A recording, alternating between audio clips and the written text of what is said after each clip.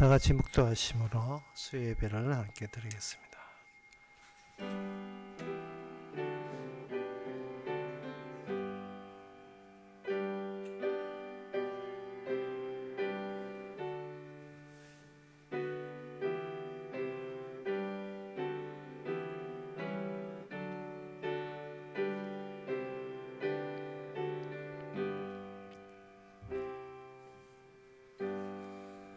여호와여, 내가 소리로 부르짖을 때에 들으시고 또한 나를 긍휼히 여기사 응답하소서. 너희는 내 얼굴을 찾아라 하실 때에 내 마음이 주께 말하되, 여호와여, 내가 주의 얼굴을 찾으리라 하였나이다. 주의 얼굴을 내게서 숨기지 마시고 주의 종을 놓아여 버리지 마소서. 주는 나의 도움이 되셨나이다. 맨날 사람 얼굴만 대하는 저희들, 그러다 보니 주의 얼굴을 잊어버리지 않았습니까? 이 시간 말씀을 통해서 나타나시는 주님의 얼굴과 주님의 손길을 마주하는 귀한 시간 되게 하옵소서. 예수님의 이름으로 기도합나이다. 아멘. 찬송가 231장 합시다.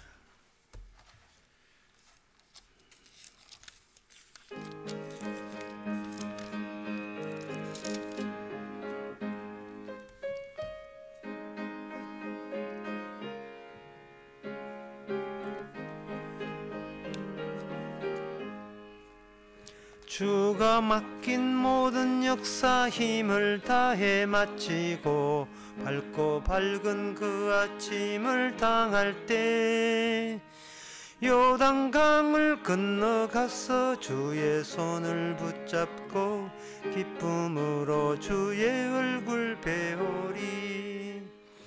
나의 주를 내가 그의 곁에 서서 배우며 나의 주를 손에 못자국을 보아 알겠네. 구름 타고 올라가서 주님 앞에 절하고 온유하신 그 얼굴을 배울 때 있을 곳을 대비하신 크신 사랑 고마워 나의 주께 깊은 찬송 드리리. 나의 주를 내가 그의 곁에 서서 배우며 나의 주를 손에 못자국을 보아 알겠네. 이 세상을 일찍 떠난 사랑하는 성도들, 내가 올 줄 고대하고 있겠네. 저희들과 한 소리로 찬송 부르기 전에 먼저 사랑하는 주를 배우리. 나의 주를 내가 그의 곁에 서서 배우며 나의 주를 손에 못자국을 보아 알겠네.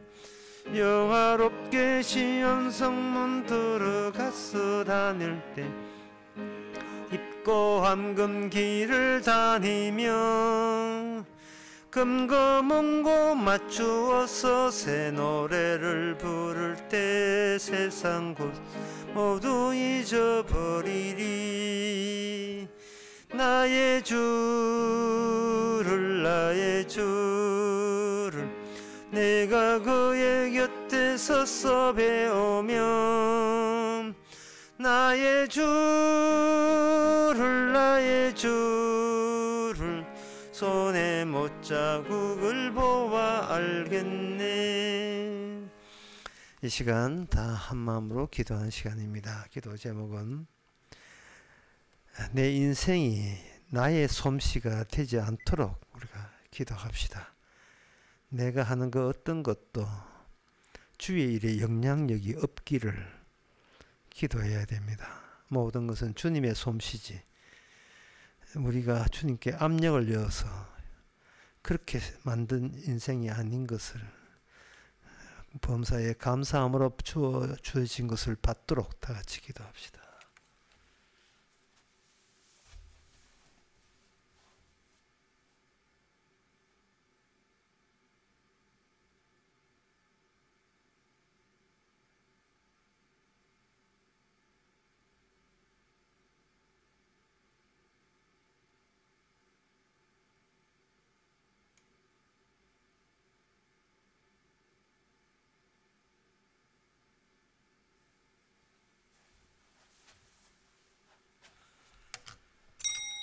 하나님 아버지, 하루하루가 우리가 열심히 노력한 그 결과가 아니라 주님의 솜씨고 긍휼이고 사랑의 이끌림이라는 것을 우리가 발견하게 하옵소서.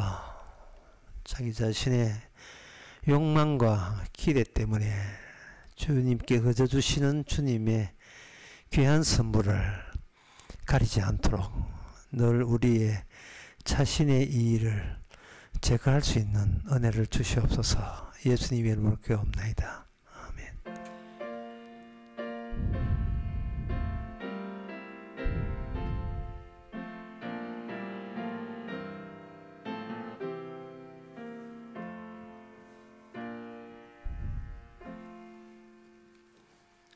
하나님의 말씀은 하박국 2장 5절에서 8절까지입니다. 그는 술을 즐기며 교활하며 교만하여 가만히 있지 아니하고 그 욕심을 음부처럼 넓히며 또 그는 사망 같아서 족한 줄을 모르고 자기에게로 만국을 모으며 만민을 모으나니 그 무리가 다 속담으로 그를 평론하며 조롱하는 시로 그를 풍자하지 않겠느냐.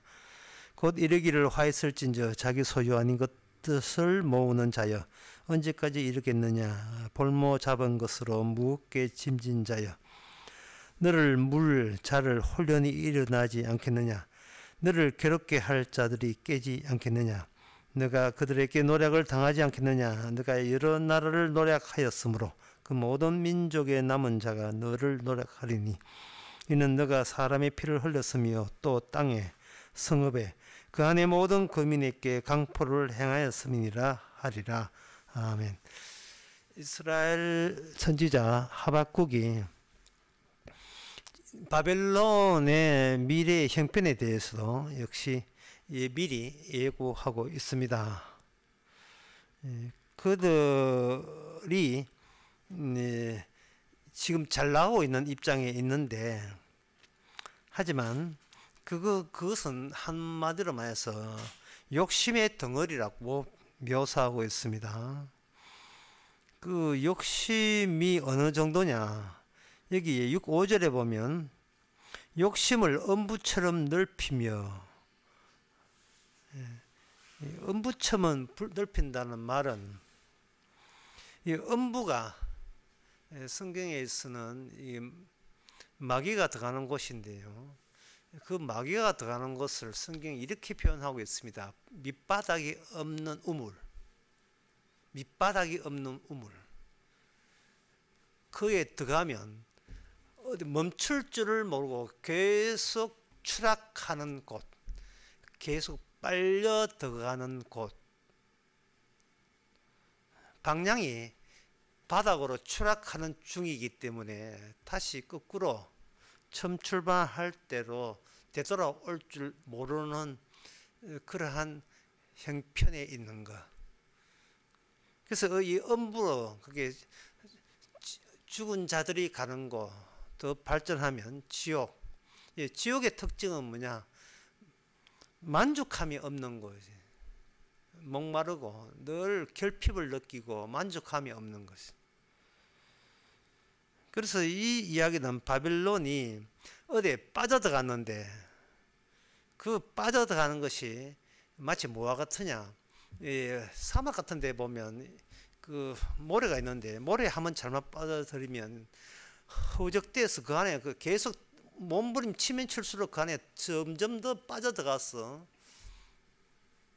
더 이상 원래 그 표면으로 돌아올 수 없게 돼요.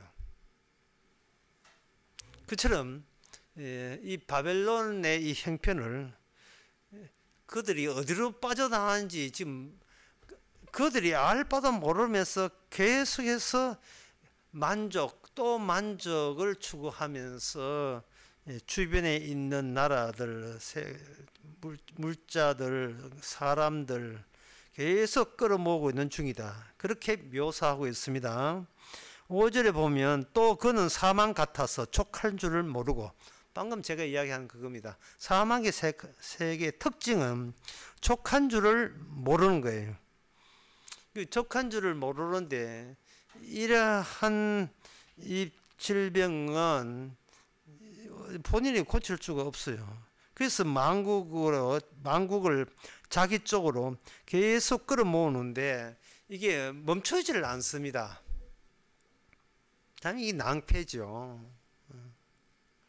이걸 이제 제어가 안 된다 뜻이. 어디로 가는지도 몰라요. 계속 끌어모으고 하는 이러한 경향을 보이고 있습니다. 이 바벨론이. 그런데 그 이야기를 하박국 선지자가 왜 이 바벨론 남은 나라의 미래에 대해서, 그들의 처참한 미래에 대해, 암담한 미래에 대해서 왜 이렇게 예언을 하느냐. 이 바벨론은 이방 나라이기 때문에 마땅히 망하는 것은 마땅한데 왜 이방 나라가 아닌 왜 이스라엘이 왜 이들과 같이 망해야 되느냐, 거기에 대한 질문을 했고요. 그 응답으로서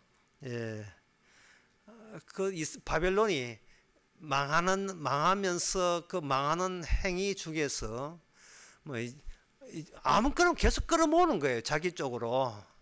그 파멸의 구멍 쪽으로 계속 집어넣는데 그 집어넣는 것 중에 하나가 이걸 건들지 말아야 될 이스라엘까지 집어넣어버린 거예요. 그래서 하박국 선지자는 알았어요. 이스라엘이 바벨 안에 삼킴을 당해서 같이 멸망되어야 될 이유는 이스라엘 안에는 하나님의 말씀이 들어있어요. 하나님의 언약이 들어있는데 언약이 들어있는 이스라엘이 멸망하는 이스라엘 속에 멸망하는 바벨론 속에 들어온다는 거. 그 당시 바벨론은 하나님께서 작용해서 온 나라를 전부 다 삼켰습니다. 그게 인간의 그 당시의 인류의 모든 세상의 현실 세계의 대변자가 뭐냐? 바벨론이에요. 바벨론만한 제국은 없습니다. 뭐 소소한 나라 다 끌어모았으니까.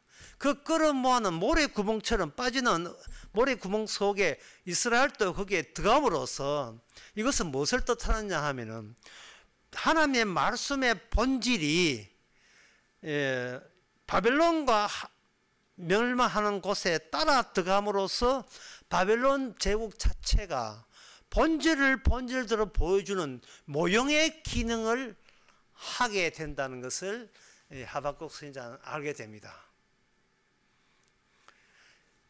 그 창세 로마서 9장 11절에 보게 되면 사람의 능력으로서는 이해하기 힘든 그 말씀이 나와요. 그 자식들이 아직 11절에 그 자식들이 아직 나지도 아니하고 무슨 선이나 악을 행하지도 아니할 때에 택하심을 따라 되는 하나님의 뜻이 행위로 말미지 않고 오로 부르시는 이익으로 말미암으니라.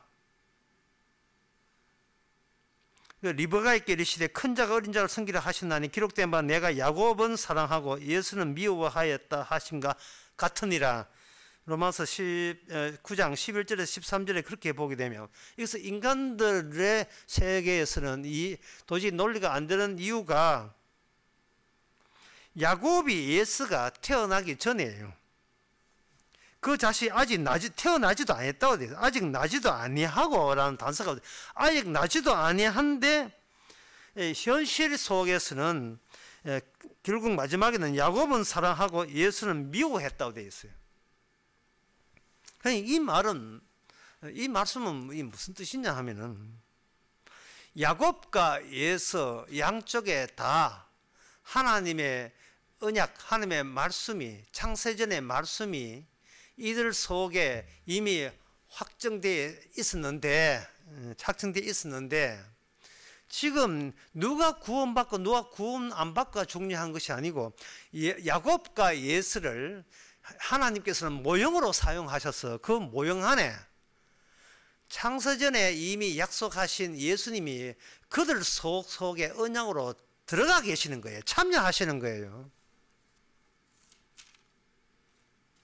에베소서 1장 4절에 보면 곧 창세전에요.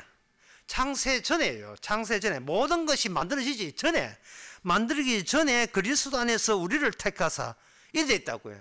만들기 전에 그리스도 안에서 우리를 택하사 할 때 그때 우리는 없어요. 왜? 안 만들었으니까. 태어나지도 않았어요. 뭐 태어나야 선을 행하고 악을 행하는데 그런 것도 없어요. 우리 아무것도 없는데, 다만 없는데 거기 계신 분 누구냐? 그리스도밖에 없었다 이 말이죠. 그리스도께서 창세전에 그리스도께서 창세 후에 인간 세계 속에 들어오시는 거예요. 뭘로? 모형이 아니고 본질로. 이 본질로 드러나는데 필요한 것은 인간이라는 모형입니다. 그 모형으로 초대받은, 모형으로 삼았던 자가 누구냐? 한쪽은 야곱이고 한쪽은 에서가 돼요. 그들이 어떤 행동을 하기 이전부터 이미 창세전에 확정된 뜻이, 그 본질이 모형 안에 들어갔어.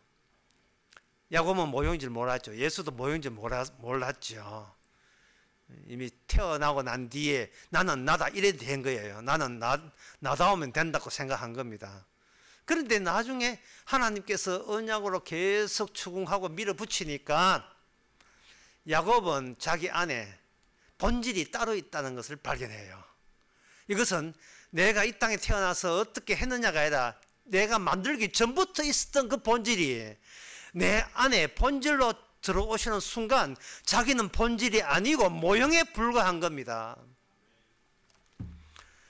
김장하고 난 뒤에 그 고무장갑 이렇게 벗길 때 고무장갑을 이렇게 급하게 벗겨버리면 고무장갑이 거꾸로 뒤집어서서 나와죠. 거꾸로. 겉이 속으로 도고 속이 겉으로 도는 겁니다. 주님께서 인간 세계에 들어올 때 인간들은 자기가 본질인 줄 알아요. 본질인 줄. 자기는 누구의 모형이 아니고 눈에 보이는 이 전체가 실제고 현실이고 사실이고 우리가 눈에 보이는 인간의 세계가 이게 전부고 이거는 우리가 도저히 부정할 수 없다고 서로가 서로에게 장담을 했고 확신을 가졌던 겁니다. 그런데 인간들은 창세 전의 이야기를 모르니까요. 창세 후에 심지어는 자기가 태어난 이후밖에 몰라요. 유구한 역사 이야기밖에 몰라요. 그런데 하나님께서 인간 세계 만들 때 그 전체가, 인류 전체가 모형이 되도록 주께서는 창세 전에 이미 계획을 했습니다.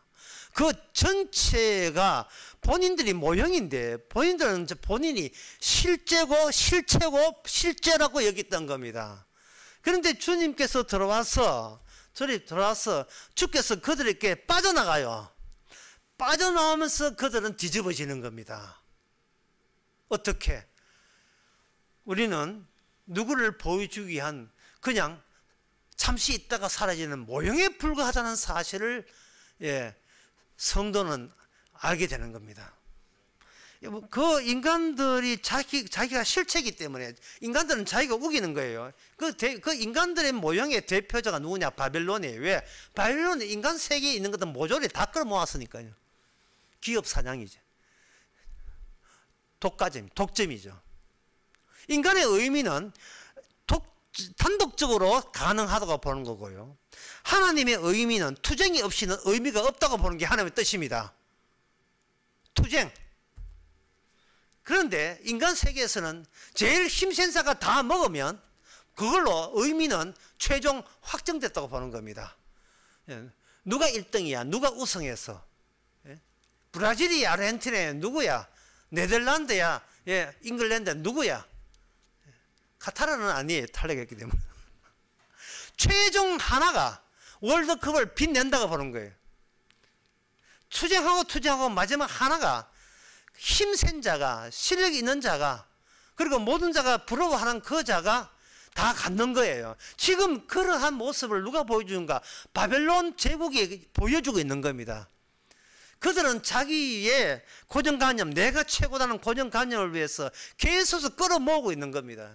인간 세계에서의 고정개념이라 하는 것은 시대마다 계속해서 거듭해서 이게 고정개념이 변형돼서 발달합니다. 하박국 시대의 바벨론이 주위의 모든 걸 끌어모아서 자기가 1등으로 행사하고 있다. 1등은 그 시대의 유일한 시대의 정신의 대변자로 자처하죠. 그러니까 이거는 모형이 아니죠. 실체가 1등 하는 나라가 있으니까 이게 모형일 수가 없지요. 우리는 이거 부러워라 이래 되죠. 그러에 대해서 하박국은 이야기합니다. 하나님이요, 그렇다면 이스라엘은 왜 만들어 놨습니까? 라는 질문부터 시작한 거예요.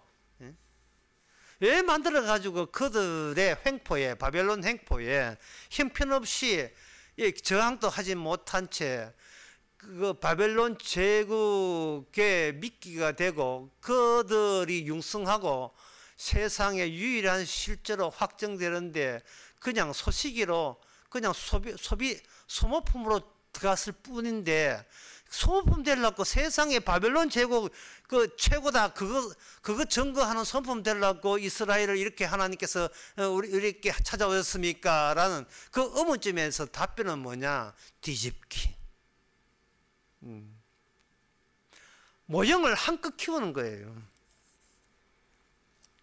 사도행전 17장을 보게 되면 17장 31절에 보면 하나님께서 세상 나라가 지가 실제고 지가 유일한 나라라고 우기면서 하도록 그냥 방치해줘요. 방치해 두다가 알지 못한 시대는 30절에 알지 못한 시대는 하나님이 허물지 아니하다가 이제는 어디든지 사람을 명하여 회개하라 하셨으니 이는 성하신 사람으로 천하의 공의를 심판할 날을 작정하시고, 게임 아직 안 끝났다는 거죠.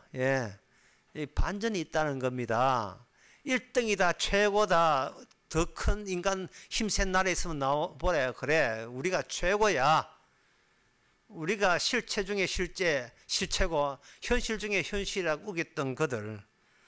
그런데 그걸 심판해버려요. 심판을 어떻게 하느냐? 이를 저를 죽은 자 가운데서 다시 살리신 것으로, 죽은 자 가운데서 다시 살리신 것으로 모든 사람에게 믿을 만한 증거를 주셨다.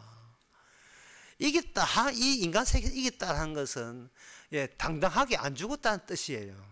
그리고 이 땅에서 죽었다는 말은 칼의 힘에, 활의 힘에, 그리고 권력의 힘에, 정치의 힘에 의해서 너무나 약하고 저항 없이 그냥 사형당해서 죽어버리고 쫓겨나고, 그래도 끽소리 하면 못하고 당해야 하는 거.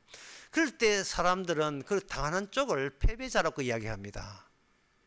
그리고 억누를 수 있는 권한 있는 자를 성자라고 이야기하죠. 이 세상의 성자와 패자는 힘으로 결정되는 겁니다. 그런데 이거 죽었으니까 패배다는 거죠.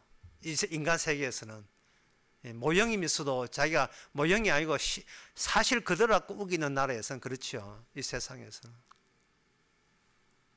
그래서 인간 세계에서는 인간 세계에 돌아가는 일에 대해서 힘 가진 자가 진짜 성자에 대해서 누구도 거기 이익을 사람은 없는 겁니다.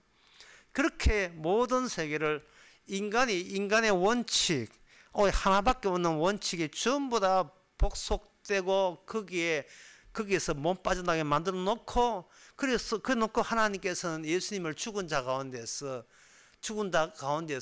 살게 만들어 버렸어요. 죽은 자 가운데서 다시 살려버렸던 거예요. 다시 살려버린 거예요. 다시 살려버리니까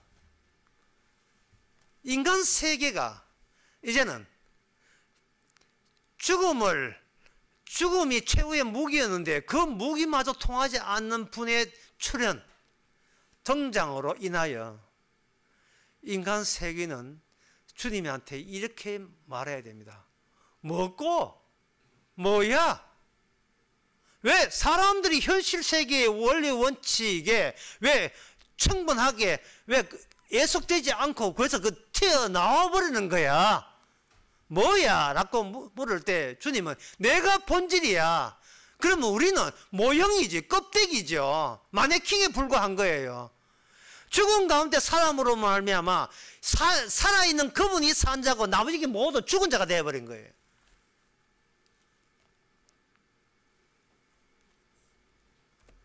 이게 하나님의 말씀의 승리입니다. 초대교회 성도들의 인사는 뭐냐 하면은 주님이여 끝까지 이기시옵소서, 그거였어요. 끝까지 이기시옵소서. 저 아니기도 괜찮고, 예, 우리 교회 아니고 좋은데 주님만은 끝까지 이기시옵소서. 뭐 벌써 이겼죠. 주님 득봅시다 이런 거 없어요.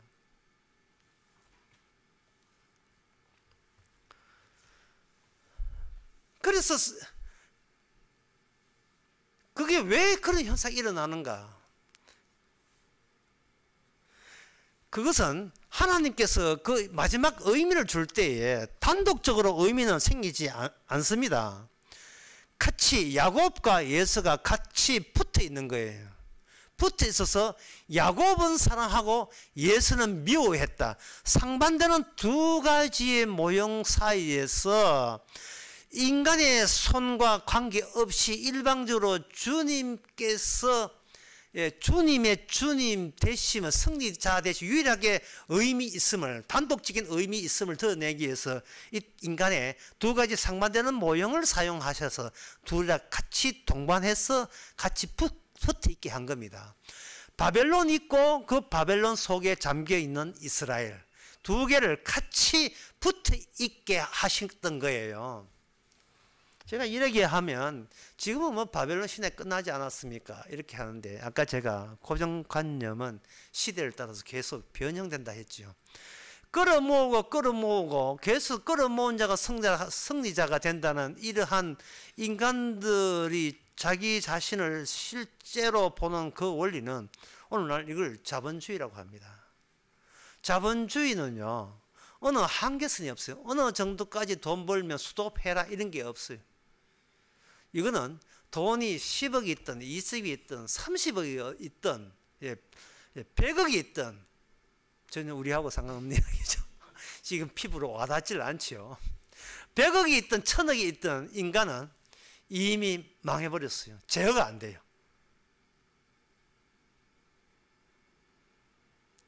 불신자 바벨론 정신을 갖고 있던 이 세상이 자본주의 정신인데 이 자본주의가 제어가 안 된다는 말은 하나님께서 이미 사랑받기로 작정된 야곱 하나님의 사랑하게 된 야곱의 천국행도 제어가 안 됩니다. 조절해가면서 구원되는 법이 없어요. 마치 그들이 조절해가면서 지옥 가는 것을 그들이 멈출 능력이 없는 것처럼 성도한테 주님의 강력한 사랑의 추진력은 성도 본인도 하나님의 그 추진력을 말릴 수가 없습니다. 스스로 나는 세상에 빠져서 잃어버렸어. 나는 주님 어디 계신지 몰라. 하면 주님께서 양 아홉 마리 놔두고 거기 있나 하고 찾아왔습니다. 산 넘고 물 건너서 바다 건너서 찾아와요. 지독해요. 하나님의 자기 사랑은. 하나님께서 자본주의로 모든 사람이 돈 벌기에 미쳐 하는 것이 인간들의 그 욕망이 지독한 것처럼 그 지독한 것과 같이 지독한 게 뭐냐? 자기 백성을 놓치지 않고 끝까지 끄집어내어서 무엇을 하든지 어떤 짓을 하든지 천국행으로 그냥 끌고 가는 마구 끌고 가요. 머리를 짓든지 해가지고 완전히 중국 시위하는 것처럼 중국 공안이 시위하는 것처럼 무조건 잡아 당겨서 그냥 끌고 가는 거예요. 네가 있을 자리가 이 자본주의가 아니야, 인간아. 내 고집이 너보다 더 세지. 내가 너를 이겼어. 천국으로 끌고 갑니다. 이 세상은 네가 있을 곳이 아니라는 거. 넌 보지 말라. 그것은 전부 다 지옥 가려고 전부 다 정신이 완전히 눈이 돌아버린 사람들이에요. 만족감이 어디 있어요?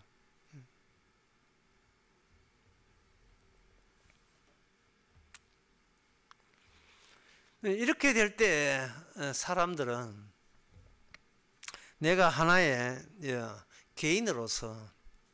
내 개인으로서 어떻게 바르게 하면 주님의 천국 가는데 내가 협조할 수 있습니까? 막 그런 생각이 또 자연스럽게 들 수가 있는데, 제가 아까 이야기했습니다. 의미라 하는 것은 단독적이 아니에요. 내가 어떻게 하는 단독적이 아니고, 인간의 본인의 위치는 야곱이라는 집단에 속해요.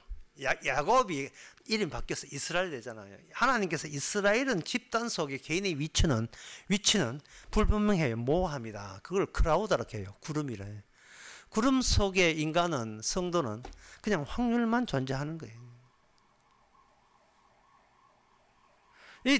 그게 동시성이라는 것, 하나님께서 야곱과 예수를 같이 붙어 있는 것처럼 하나님의 이 일은 전부 다 동시성을 이루어지는 거예요. 하나의 비슷한 예를 들면 양자 역학에서, 양자라고 하는 입자라는 뜻이에요. 작은 입자, 퀀텀. 양자 입장에서 양자 중첩이라는 게 있는데, 그게 뭐냐? 이 큰 물체에 대해서는 있을 수 없는 작은 입자에서는 그런 기이한 현상이 있어요.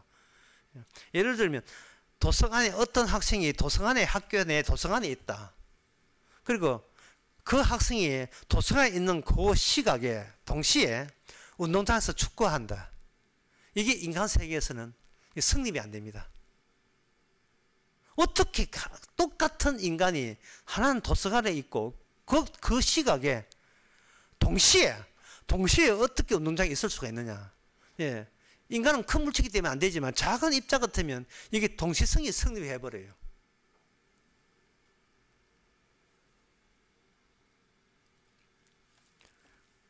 그러니까 하나님께서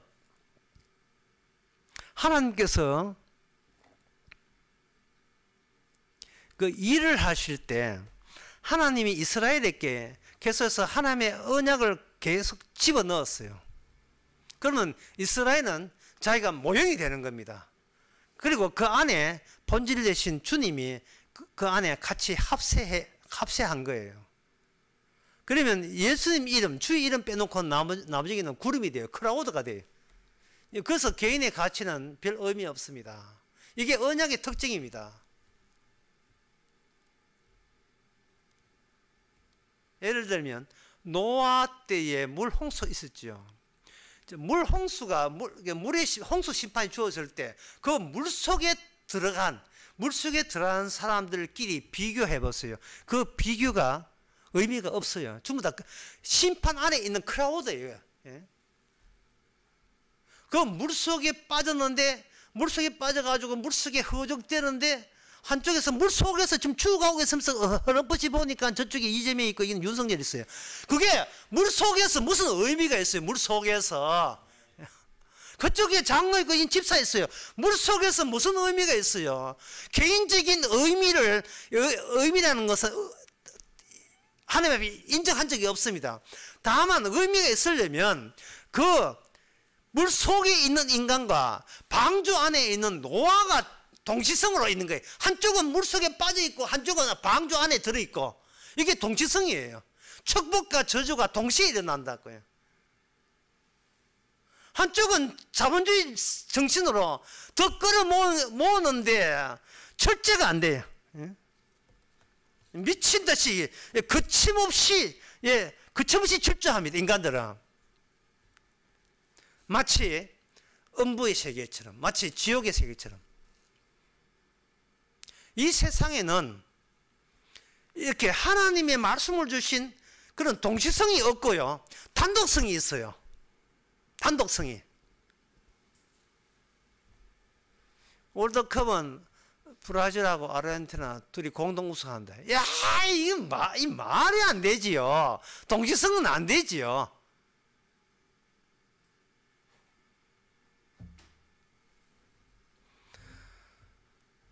모든 인간에 있어서 모형은 둘 중에 하나입니다. 모형은 예수에 속한 모형과 야곱에 속한 모형 둘 중에 하나밖에 없습니다. 예수님은 야곱으로 오셨어요. 큰 야곱으로 오셨죠. 이제 큰 야곱이라는 제가 말씀을 해드렸는데 그건 요한복음 1장 51절에 보면 나옵니다. 50절에 보면 예수께서 대답하여 가라사대 너는 내가 무화과나무 아래에 있는 걸 보았으므로 네가 믿느냐 이보다 더 큰 일을 보리라. 51절에 또 가라사대 진실로 진실로 너희에게 이르노니 하늘이 열리고 하나님의 사자들이 인자 위에 오르락 내리락 하는 것을 보리라 하시니라. 사람 위에 천사가 사다리 타고 오르락 내리락 하는 것은 야곱에게 일어난 일이죠. 그 야곱은 자기에게 일어난 일로 보죠. 하지만 요한복음 1장 51절은 그게 야곱에게 일어난 일이 아니고 야곱이라는 그 모형 안에 바로 큰 야곱, 이스라엘요. 이스라엘 되시는 주님이, 인자 되시는 주님이 바로 그 안에, 그 현장에 동시성으로 계셨던 거예요. 모형 안에 본질이 계셨던 겁니다. 야곱은 자기가 실제라고 여겼지만 나중에 천사를 야곱과 만나고 났는데 자기가 실제가 아니고 그냥 모형이에요. 마네킹이에요.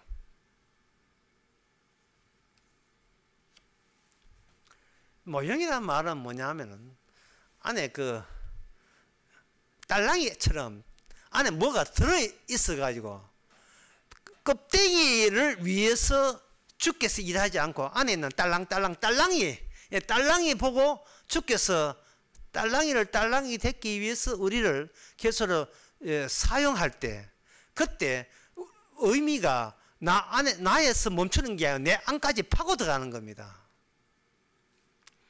그래서 마지막 때는 어떻게 되느냐 하면은 이 딸랑이가 진짜 본질이 그게 그 본질이 들어있는 모형이 이스라엘이고 그 이스라엘이 인간 세계 전체의 본질로서 그 당시에 모든 나라가 바벨론 하나로 일원화된 그 시대에 이스라엘로 그 안에 들어있는 거예요. 이제 하나님이 하실 일은 현재 바벨론이 우리의 이 제국이 진짜 인간이 추구하는 진짜 의미다 말은 뭐냐면 이게 최고의 가치란 뜻이에요. 근데 그 안에 이스라엘을 거기에서 끄집어내요. 끄집어낸다고요. 끄집어내버리면 그 바벨론 제국은 그냥 덜러리예요. 이스라엘의 덜러리예요. 바벨론은 이스라엘을 지배했다 했는데 지배하기는 그냥 역으로 이스라엘을 바벨론 제국에서 끄집어내는 일을 합니다. 그 끄집는 일을 누가 하느냐? 여기 오늘 본문 2장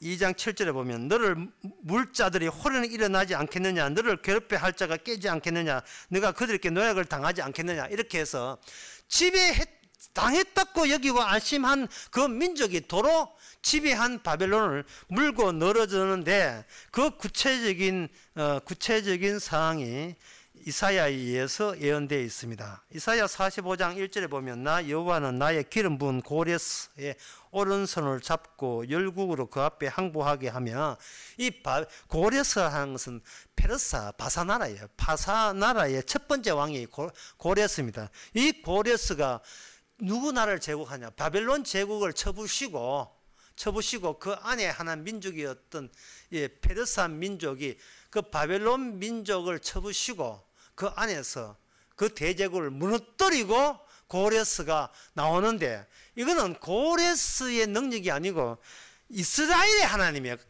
그냥 하나님이 아니라 이스라엘의 본질이 되시는 이스라엘의 하나님이 의도적으로 바벨론을 의도적으로 무너뜨리는 겁니다. 그럼 무너뜨리게 되면 그러면 바사나라, 페르사 나라가 이게 또 새로운 그런 본질로 드러나느냐? 아니죠. 이 바사나라가 등장하면서 거기서 진짜 본질이 같이 겸해서 출현합니다. 나타납니다. 거기 이사야 44장 28절에 보면 고레스에 대해서 이르기를 나의 목자라 나의 기쁜 걸 성취하리라. 예루살렘에 대해서 이르기를 중건되리라 하신 성전에 대해서는 이르기를 내 기초가 세움이 되리라 하는 자니라. 이게 뭐냐 하면은 주님께서 고레스 왕을 일으켜서 하나님이 부서져 버린 성전을 재건하라는 그것이 실제로 이루어지게 됩니다. 성전은 하나님의 계시던 곳이에요. 하나님이 거주하시는 곳입니다. 본질이죠. 하나님이 거주한 자기 백성과 함께 거주했던 것이 본질인데 그동안 이 본질이 바벨론에 의해서 묻혀버리죠. 무너졌죠.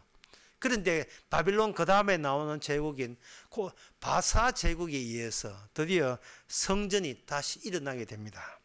에스라 1장 1절에 바사왕 고레스 원년에 여호와께서 예레미야로 입으로 하신 말씀을 응하게 하시려고 바사왕 고레스의 마음을 감동시키심에 저가 온 나라에 공포를 하고 조서를 내려 가로되 바사왕 고레스는 말하노니 하늘의 신 여호와께서 세상 만국으로 내게 주셨고 나를 명하사 유다 예루살렘에 전을 건축하라. 성전을 건축하라는 겁니다. 그러니까 지금까지 하는 걸 정리하면 이렇습니다. 그 창세전에 있던 본질이 이스라엘 속에 성전으로 등장했고요.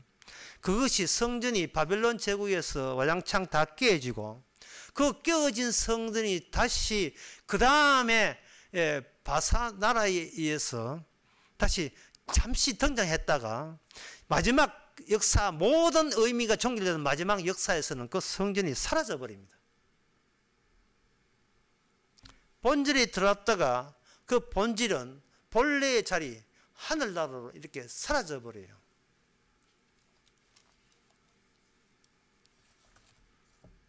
그것이 뭐냐 하면 바로 요한복음 2장에 나오는 바로 예수님 자신이 내가 하나님의 집이라고 이야기합니다.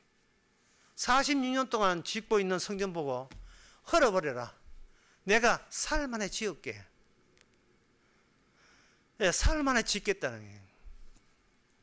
사람들은 모든 의미를 인간이 알고 있는 그 범위 내에서만 의미를 챙기거든요. 그러니까 인간들은 성전 같으면 건물, 성전 같으면 부동산, 눈으로 만지면 손에 만져지는 벽돌, 이걸 성전으로 보는 거예요. 왜? 모든 인간이 여기 동의하고 있습니다. 그렇게 성전을 벽돌로 여기는 것 자체가 모형이라는 생각을, 이거는 껍데기에 불과하고 이게 본질이 아니라는 사실을 인간들은 그 누구도 알 길이 없지요. 심지어 제자들도 몰랐습니다. 제자들은 언제 알았는가? 제자들은 예수님이 죽은 자 가운데서 살아나신 후에야 이 제자들이 이 말씀하시는 걸 기억하고 그 모든 성전이 예수님의 몸 자체를 두고 이야기하는 것이 성전이라는 것, 비로소 알게 된 겁니다. 그러면 제자들은 뭐냐? 일종의 모형이죠.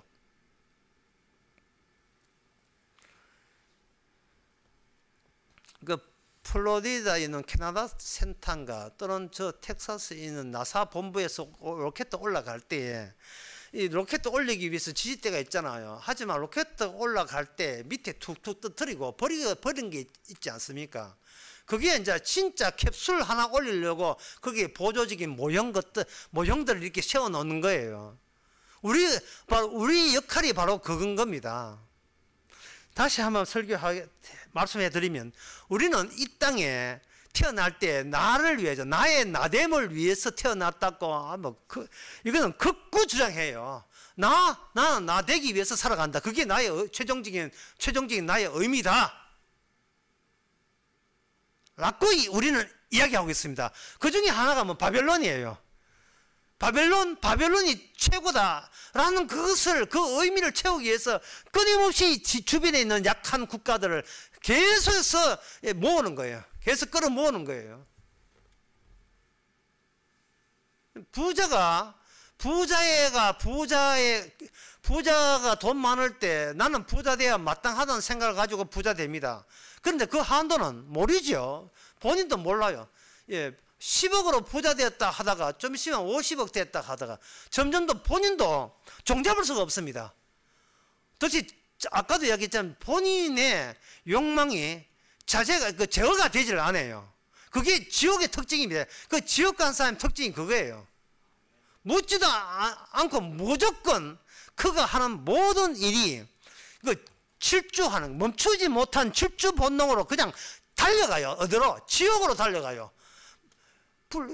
욕망이 채워지지 않는 세계로. 그 언제 멈추느냐? 장례식에 가게 되면, 거기에 장례식에 가면 거기에 부사, 네,形容사도 아니고 부사, 동사도 아니고 적절한 부사가 있습니다. 마침내 멈췄다. 무슨 멈췄는가? 마침내 기회가 박탈된 순간이 멈춘 거예요.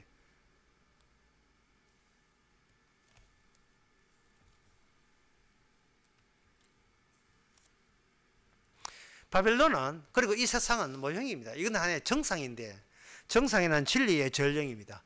진리가 있는데 진리가 메시지를 전달하는 택배 기사처럼 이 세상에는 정상들이 나옵니다. 그 정상들이 나올 때에 자기가 그 전부 속이고 그치고 본인들을 그걸로 단독적으로 다 마감됐다 여기는데, 성경은 끝이 속에 들어가게 되면 이게 본질이죠.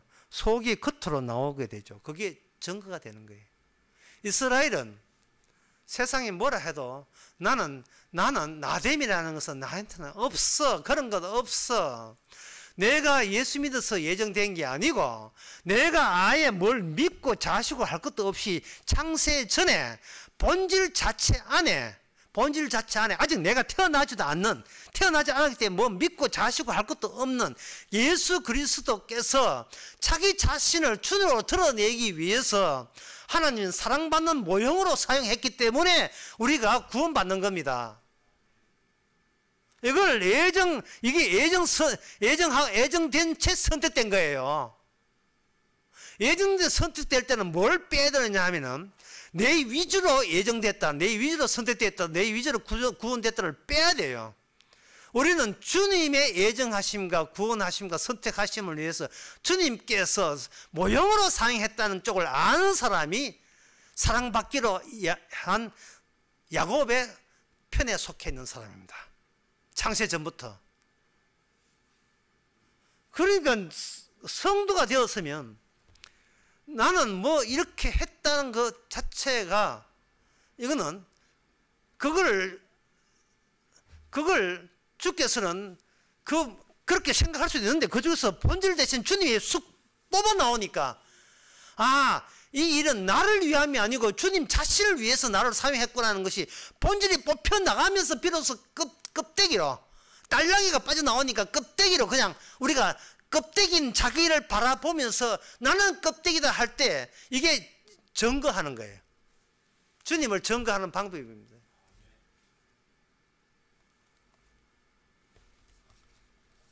참 그동안 참 숱하게 많이 듣는 질문 가운데 또는 또 질문을 하고 싶어도 또 무슨 소리 할까 뭐 한 중에 하나가 속으로 해.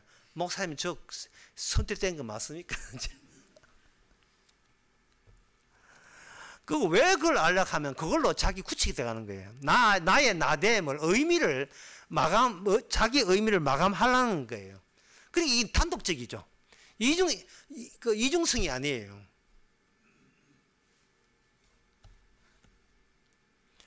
주님 입장에서 바라볼 수 있다는 거. 그것은 내가 태어나기 이전부터 이미 계획된 것이 나 구원을 위해 계획된 게 아니고 주님 자신을 드러내기 위해서 계획된 거예요. 주님의 적인되기 위해서 우리가 계획된 거예요. 이것이 바로 구원받은 사람입니다. 하나님의 말씀이 에베소서 1장 4절에 있는 말씀이 그대로 우리 안에 최종 의미로 살아있는 사람의 특징입니다. 이 세상을 여러분들이 살아가면서 이제 이를 알았으니까 여러분들이 이렇게 앞으로 여러분 이렇게 살면 돼요. 이 세상의 모든 움직임이 서로가 본질이 되려는 투쟁의 장이라는 것을 이제 여러분들이 세상에 나와서 한번 두루두루 한번 살펴보세요. 자기 건드리면 안 된대요. 왜? 자기가 진짜 현실이고 유일하게 내가 붙들 수 있는 내 현실이기 때문에 그렇다는 겁니다. 그러나 주님의 이스라엘조차도 주님께서는 성전이 이스라엘 속에서 빠져나왔어요. 제자들도 몰랐어요. 완전히 부활의 영을 받고 난 뒤에 알았어요. 주님의 그 본질은 인간 손에 붙잡히지 않습니다. 주님이 그냥 인간 버리고 훅 떠나버리는 거예요. 떠나는 거예요. 전부 다 껍데기니까, 모형이니까. 뭐 예수에 모이든 야곱에 모이든 모형에 불과하니까요. 끝으로 저는 그 장면을 한번 생각해 봅니다. 아프가니스탄 멸망할 때에 아프가니스탄을 떠나는 마지막 군용기가 있었습니다. 그 군용기가 싹 떠나는 때 그 마지막 군용기를 붙잡기 위해서 그 군용기 바퀴 붙들고 올라간 사람들이 여러 명 되었었어요. 예. 그 주님이 왜, 그 군용기가 주님이라면 주님이 왜 붙듭니까? 우리는 이 땅에 와서 살 만큼 살다가 사라져도 상관없어요. 왜? 우리 주님은 죽음 그 이후까지 이미 우리가 사랑하기로 작정했기 때문에. 군용기 붙들 때 그 발통에 올라가 붙드는 사람은 끝까지 자기 자신이 최종적인 의미라고 본 거예요. 나는 내가 의미 아니면 살 맛이 안 난다는 거예요. 내가 실제고 나는 어쨌든 간에 나다워야 된다고 고집한 사람, 그 군용기 밖에 붙드는 사람, 오늘 교회에 그런 사람 많습니다. 예. 주님 십자가 붙들고 구원받으려고 하는 거예요. 참 이게 웃을 일인지 아니면 슬플 일인지 모르겠습니다. 우리 자신은 그냥 아무것도 아니고 껍질이에요. 마지막으로 거기에 해당되는 말씀 드리고 마치겠습니다. 고린도후서 4장 11절, 우리 산자가 항상 예수를 위하여 죽음에 넘기움은 우리의 생명이 또한 우리 죽을 육체에 나타나게 합니다. 우리가 마땅히 죽어야 하는 것은 우리 안에 예수님의 생명이 바로 우리의 본질이기 때문에 그렇습니다. 기도하겠습니다. 하나님 아버지, 죽을 육체에 주님 들어오셔서 창세 전에 그리고 세상 끝나고 난 뒤에 주님의 색이 있음을 알려주시니 감사합니다. 이것이 어찌 인간의 노력의 결과겠습니까? 주님의 한없는 끈질긴 사랑의 결과로서 받아들이고 주께 영원히 감사할 수 있는 저희들 되게 하옵소서. 예수님의 이름으로 기도합나이다. 아멘. 찬송가 292장 합시다.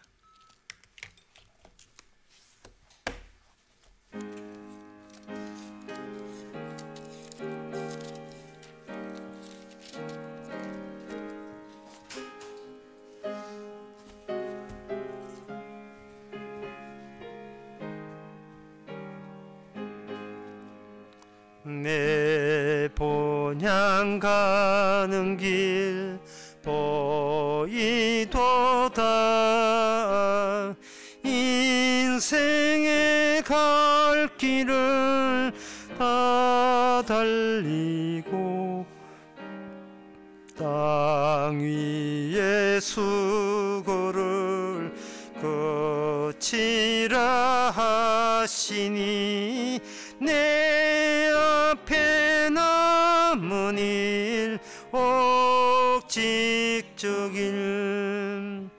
주 예수에 비한 저 새 집은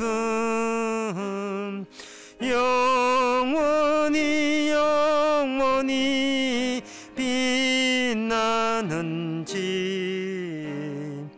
거기서 성도들 즐거운 노래로 사랑의 구주를 길이 찬송, 평생에 행한 일 돌아보